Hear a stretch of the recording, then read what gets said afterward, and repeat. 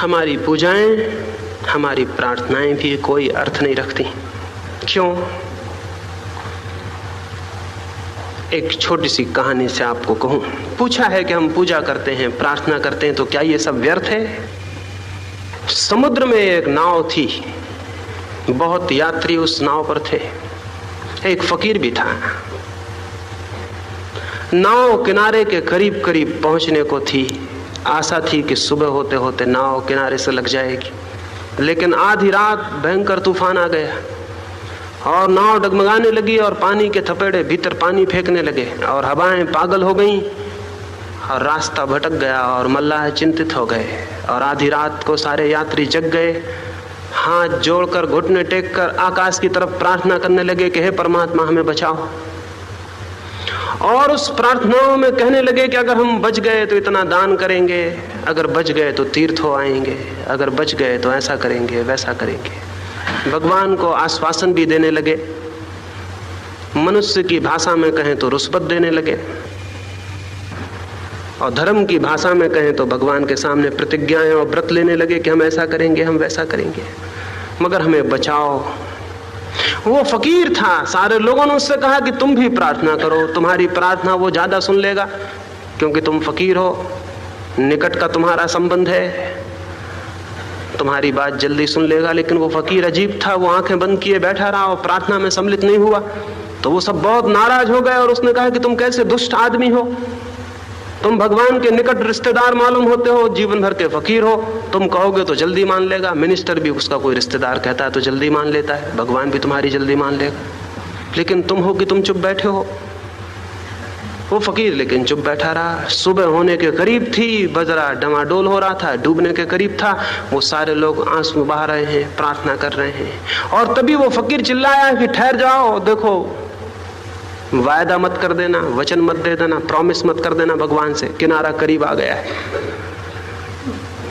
वो तो सब बेचारे प्रार्थना में थे, आंख उठा के देखा किनारा करीब था, प्रार्थना वहीं भूल गए, अपना सामान बांधने लगे। उस फकीर ने कहा कि देखी तुम्हारी प्रार्थना, किनारा करीब आ गया तो एक भी घुटना टेके ना रहा, एक भी हाथ जोड़े ना रहा, सब उठाए अपना सामान बांधने लगे और भूल गए प्रार्थना और भगवान दोनों। हमारी सब प्रार्थनाएं भय से पैदा होती हैं या प्रलोभन से पैदा होती हैं, और भय और प्रलोभन जहां है वहां प्रार्थना असंभव है। क्योंकि जो प्रार्थना भय से पैदा होती है वो भय के हट जाने पर समाप्त हो जाएगी, और जो प्रार्थना किसी चीज को पाने के लिए है वो प्रार्थना ही नहीं है। कभी ऐसी कोई प्रार्थना की है जिसमें भय और प्रलोभन न हो? तो आप कहेंगे फिर हम करेंगे ही क्यों? जब कोई भय ही ना हो, कोई प्रलोभन ही ना, तो हम प्रार्थना क्यों करेंगे? तो फिर मैं आपसे कहूंगा आप प्रार्थना को अभी जानते भी नहीं हैं। ये जितनी हमारी प्रार्थनाएं हो रही हैं सब भय और प्रलोभन पर खड़ी हैं। या तो किसी भय से छुटकारा चाहिए, या कोई प्रलोभन है, कोई नौकरी चाहिए, किसी को स्वास्थ्य चाहिए, किसी को मुकदमा, और अगर स्वास्थ्य और मुकदमे से मन उब गया है तो स्वर्ग चाहिए, मोक्ष चाहिए, भगवान के दर्शन चाहिए, भगवान के चरणों में निवास चाहिए, इस तरह की 25 बातें लेकिन चाहिए। क्या आपको पता है जो प्रेम कुछ मांगता है वो प्रेम झूठा है? लेकिन हमारी सब प्रार्थनाएं कुछ मांगती हैं। कोई प्रार्थना जो मांगती है सच्ची नहीं हो सकती, फिर कौन सी प्रार्थना सच्ची होगी? क्या आपको पता है जो प्रेम मांगता है वो झूठा होता है? फिर कौन सा प्रेम सच्चा है? जो प्रेम देता है वो सच्चा होता है, जो प्रार्थना देती है वह भी सच्ची होती है। लेकिन हम तो देने को जानते नहीं, हम तो मंदिर में मांगने जाते, हम देने को जाते नहीं। धर्म का संबंध मांगने से नहीं है, धर्म का संबंध देने से है। एक सुबह एक भिखारी अपने घर के बाहर निकला। निकलते वक्त उसने अपनी झोली में चावल के थोड़े से दाने डाल लिए, जैसा कि सभी समझदार भिखारी हमेशा करते हैं। क्योंकि जिसके द्वार पर भी भीख मांगनी है, अगर उसको पता चल जाए कि इसको किसी और ने भी भीख दी है तो उसको भी देने में आसानी होती है। 2 कारणों से। एक तो उसे ये ख्याल नहीं पैदा होता कि ये मुझको ही मूर्ख बना रहा है, किसी और को भी बना चुका है। दूसरा, ये कोई साधारण भिखारी नहीं है, कोई विशिष्ट भिखारी है, इसको दान मिलता है। यानी मैं किसी अरे गरे आदमी को नहीं दे रहा हूं, जिसको मिलता है उसको ही दे रहा हूं। तो उस भिखारी ने भी अपने घर से निकलते वक्त अपनी झोली में चावल के दाने डाल लिए और वो दरवाजे पे बाहर निकला। सुबह होने के करीब है, वो गांव में भिक्षा मांगने जाता है। रास्ते पर आया था कि उसे दिखाई पड़ा दूर से राजा का रथ आ रहा है। उसने सोचा कि ये तो बड़ी सौभाग्य की घड़ी है, ऐसा आज तक ना हुआ था। और राजा के घर दरवाजे से संतरी वापस लौटा देते थे, कभी भीतर घुसने का मौका नहीं आया। राजा भी उनको भीतर आने देता है जिनसे कुछ मिलने की आशा हो, जिनको देना पड़े उनको कौन भीतर आने देता है। तो उस भिखारी को तो कभी भीतर घुसने नहीं दिया गया था। आज मौका रास्ते पर ही राजा मिल गया था, तो उसने सोचा आज तो झोली फैला के सामने खड़ा हो जाऊंगा और आज तो मांग ही लूंगा और हमेशा की मुराद पूरी हो जाएगी। वो अपने मन में विचार करने लगा, क्या मांगूं क्या ना मांगूं। और सोचता ही था कि रथ आगे सामने खड़ा हो गया। राजा नीचे उतरा और भिखारी घबरा के रह गया। उसकी कल्पना में भी न था जो हो गया। राजा ने अपना कपड़ा फैला दिया और कहा कि मुझे कुछ दो। तो भिखारी ने सोचा भी न था कि राजा और अपना वस्त्र फैला देगा, और कभी जीवन में कल्पना भी न की थी कि मुझसे भी कोई मांग लेगा। वो अपनी झोली में हाथ डालता था और बाहर निकाल लेता था। हिम्मत न पड़ती थी कि एक मुट्ठी चावल के दाने दे दूं। देने की कोई आदत न थी, मांगने की ही आदत थी। दिया कभी था ही नहीं, हमेशा मांगा था। कल्पना में भी नहीं सोचा था कि कभी देना पड़ेगा, ऐसा पहाड़ भी सिर पर गिरेगा कि देना पड़े। तो मुट्ठी बांधता था, छोड़ देता था। राजा बोला जल्दी करो, जो भी देना हो दे दो, मैं जाऊं। और आज तो राजा ने कहा कि मैं यही कल्पना करके निकला था कि जो भी मुझे पहले मिल जाएगा उससे कुछ मांग लूंगा। बड़ा गड़बड़ राजा था। आखिर बामुश्किल उसने एक दाने को निकाला, एक दाना चावल का, और राजा की झोली में डाल दिया।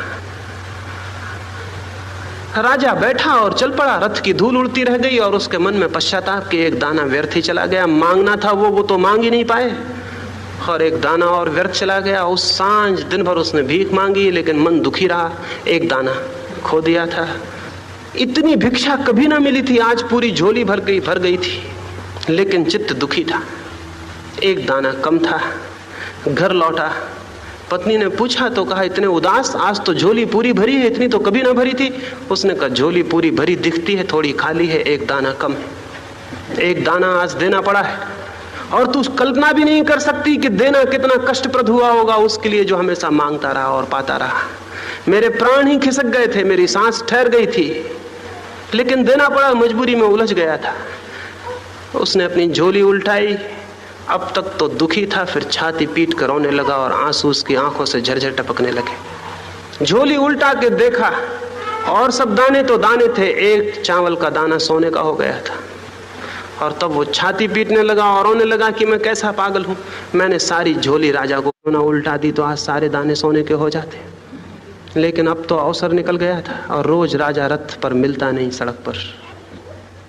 ये तो कहानी है, लेकिन मैं आपसे कहूं केवल वे ही जीवन के दाने सोने के हो जाते हैं जो हम देते हैं, और जो हम बचा लेते हैं वो मिट्टी के सिद्ध हो जाते हैं। मरते वक्त जब हर आदमी अपनी झोली उल्टा कर देखता है तो पाता है थोड़े से दाने सोने के हो गए हैं जो उसने दिए थे, और बाकी सब दाने मिट्टी के जो उसने पाए थे। प्रार्थना का अर्थ है ऐसा जीवन जो देने का जीवन है, मांगने का जीवन नहीं। प्रार्थना का अर्थ किसी मंदिर में बैठ के हाथ जोड़ के कुछ बातें करना नहीं है। प्रार्थना का अर्थ है समग्र जीवन ऐसा हो जो देने का जीवन है, पाने का जीवन नहीं। जिसके जीवन में जितना दान है, समग्र भूत अपने प्राणों का, अपनी शक्तियों का, अपनी ऊर्जाओं का, अपने प्रेम का, अपनी दया का, उसका जीवन उतना ही प्रार्थनापूर्ण है। प्रार्थना कोई प्रेयर नहीं है कि बैठ के हमने स्तुति कर ली। प्रार्थना समग्र जीवन का रूपांतरण है। अभी हम मांगते हैं, सब कुछ मांगते हैं, मांगते हैं, मांगते हैं, मांगते हैं। मांगने वाला मन कभी प्रार्थना नहीं कर सकता।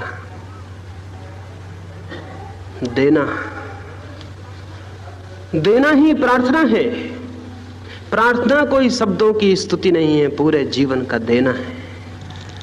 तो देने की जिसके जीवन में दृष्टि होती, और हमारे जीवन में तो मांगना ही मांगना होता है।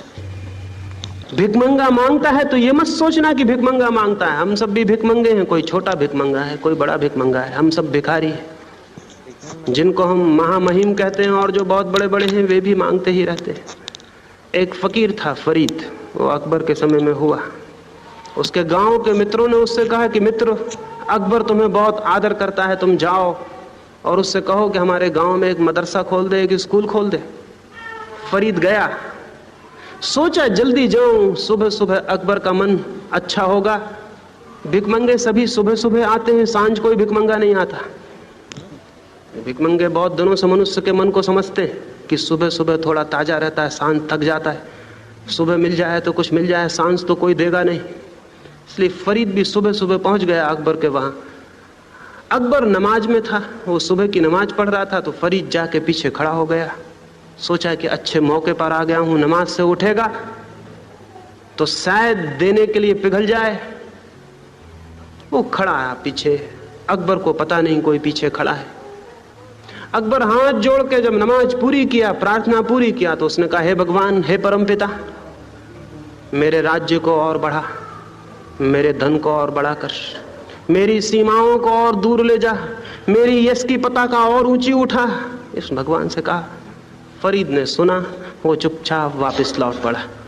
अकबर उठा, उसने देखा कि फरीद लौटता है, उसने रोका और पूछा कि आए और चले बिना कुछ कहे।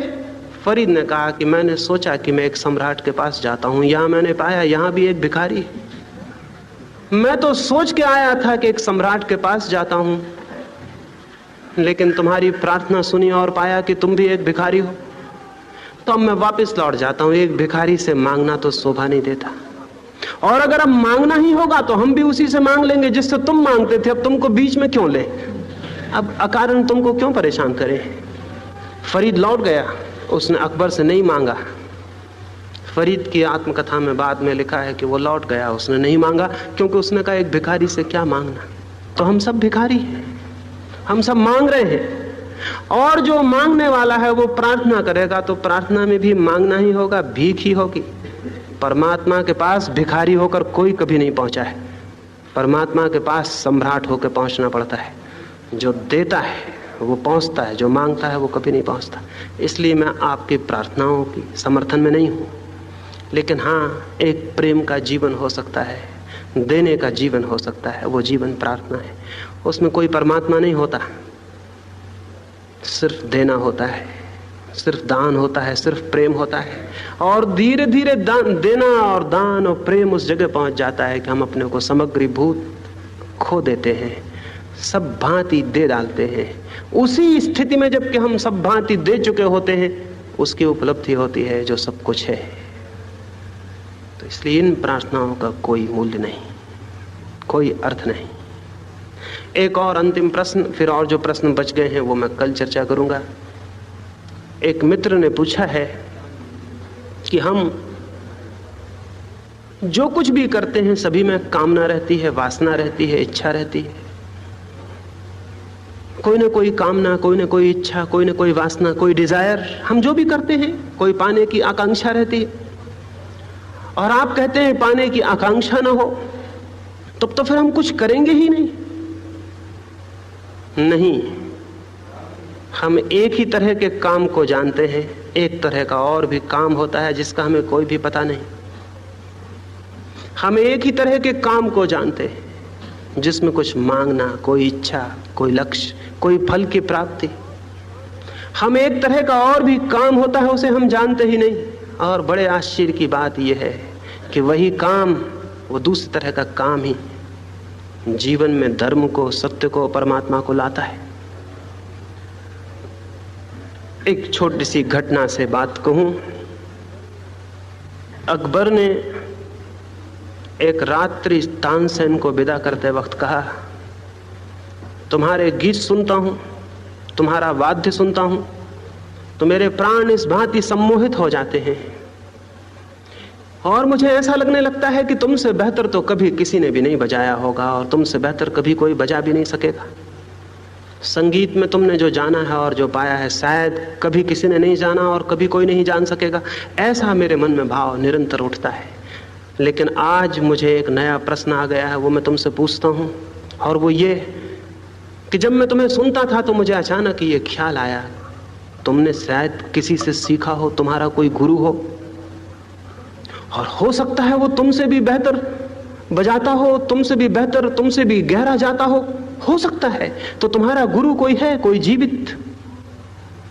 यदि हो तो मैं उसे सुनना चाहूंगा। मुझे विश्वास नहीं पड़ता कि तुमसे आगे कोई हो सकता है, लेकिन फिर भी मैं सुनना चाहूंगा। मेरा कुतूहल जग गया। तानसेन ने कहा कि बड़ी कठिन बात है, गुरु तो मेरे हैं, लेकिन उनको कहा नहीं जा सकता कि वो गाएं।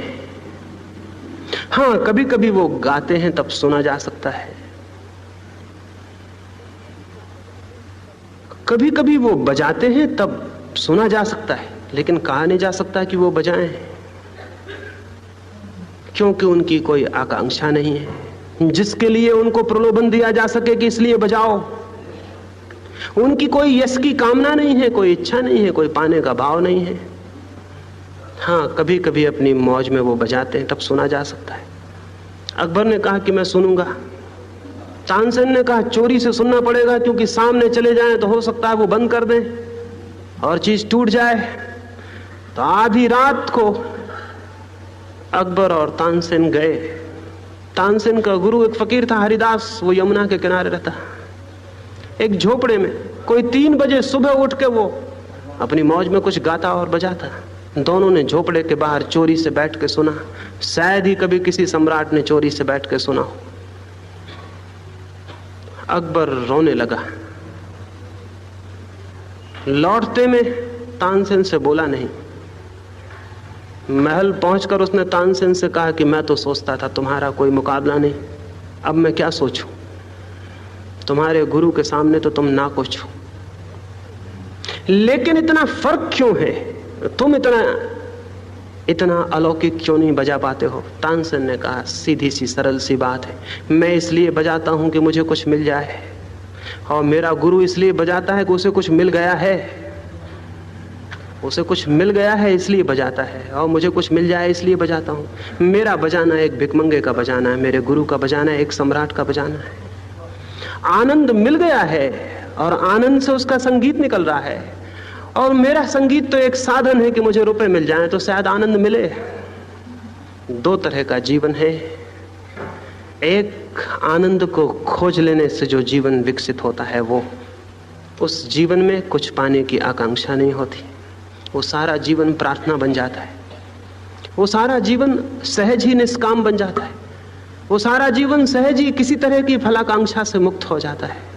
और एक जीवन है दुख का जीवन, जिसमें सब कुछ पाने की इच्छा होती है, आकांक्षा होती है। और स्मरण रखिए, दुख से जो कृत्य निकलता है वो आनंद कभी ना ला सकेगा, क्योंकि जहां से जो चीज निकलती है वही मिल जाती है।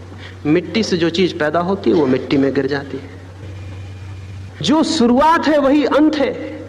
तो अगर हमारा चित्त दुखी है और हम कोई काम कर रहे हैं कि इससे सुख मिल जाए, तो गलती में हैं आप। दुखी चित्त से जो कृत्य निकलेगा उसका अंत दुखी होगा, सुख नहीं हो सकता। दुख के बीज से दुख के फल लगते हैं। जो कृत्य आनंद की भूमि से निकलता है वो आनंद लाता है, क्योंकि आनंद से निकला हुआ बीज आनंद के फलों को पैदा करता है। तो मैं आपसे नहीं कहता कि आप निष्काम हो जाएं, वासना छोड़ दें, ये तो कभी कोई छोड़ ही नहीं सकता। मैं आपसे नहीं कहता आप फलाकांक्षा छोड़ दें, ये कभी कोई छोड़ ही नहीं सकता। ये तो मैं आपसे कहता नहीं, मैं तो आपसे ये कहता हूं आनंदित हो जाएं। और आनंद को पाने का सूत्र है, मार्ग है। और जिस दिन आप आनंद को पालेंगे, पाएंगे कि गई आकांक्षा, गई वासना। आनंद से भरी हुई आत्मा में कोई वासना नहीं होती, दुख से भरी हुई आत्मा में होती। तो जिसका चित्त दुख से भरा है, अगर वो वासना छोड़ने की बातें करता हो तो पागल है, ना समझ है, वो कभी छोड़ नहीं सकेगा।